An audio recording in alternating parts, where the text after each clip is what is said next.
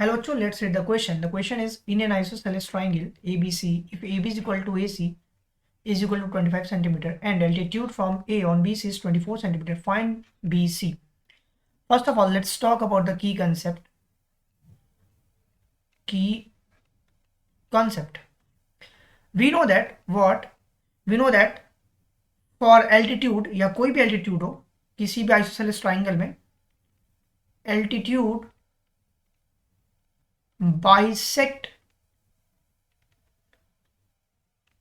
unequal sides in isosceles triangle.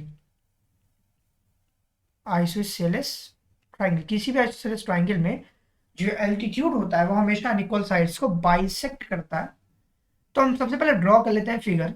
So let's talk about the figure first. Let's say this is my figure. तो यहाँ पे हमें ए दिया है, बी है, ये सी पॉइंट है.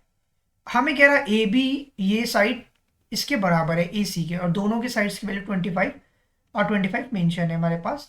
कह रहा है एल्टीट्यूड फ्रॉम ए से लेकर बी सी पर जो एल्टीट्यूड बन रहा है वो 24 है. एल्टीट्यूड मीन्स परपेंडिकुलर डिस्टेंस होता है जो कि हमें दिया गया, दैट इज 24. ये पूरा का पूरा 24 है ए ऑन बी सी. तो हम इसको लिख सकते हैं क्या, डी. तो ए डी जो है वो 24 सेंटीमीटर है हमारे पास. हमें निकालना है B C.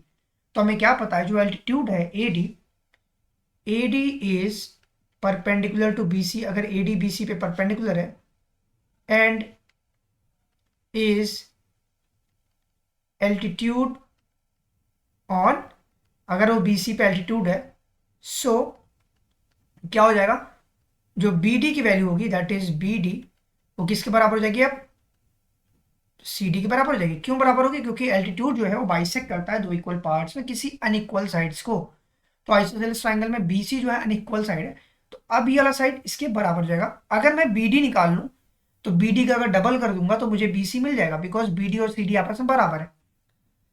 In triangle A D B, अगर मैं ट्राइंगल ए डी बी की बात करूं, जो ए डी बी सिमिलरली एक ट्राइंगल है जिसमें राइट एंगल ट्राइंगल, तो Pythagoras theorem will surely be apply there. तो हम लिख सकते हैं क्या, ए बी का square is equal to A D का स्क्वायर प्लस बी डी का स्क्वायर. और यहाँ बी डी अगर सी डी बराबर है, और बी डी जो है, जो बी डी की वैल्यू है वो क्या है, बी डी इज ट्वाइस, वो दो गुना है किसका, बी सी के. दैट बी डी इज 1/2, वो 1/2 है बी सी के. इसका मतलब दैट इज इसका मतलब ये हुआ, जो बी सी है, ये जो पूरा बी सी है वो डबल हो जाएगा बी डी के. दैट इज मीन टू से this.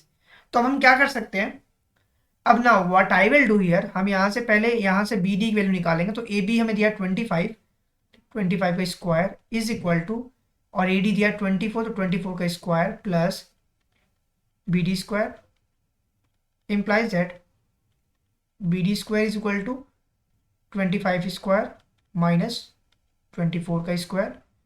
implies that B D square कितना आएगा हमारा 25. बेसिकली अगर हम इसको सॉल्व करें तो 25 का स्क्वायर जो होता है वो होता है हमारा 625, और 24 का स्क्वायर होता है 576.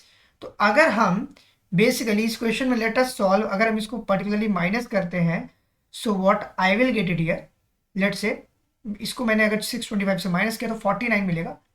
लिख सकते हैं क्या, B D square is equal to 49. 49 किसका स्क्वायर होता है, दैट इज 7 का स्क्वायर. तो B D square is equal to 7 का स्क्वायर. तो squaring and squaring will cancel out.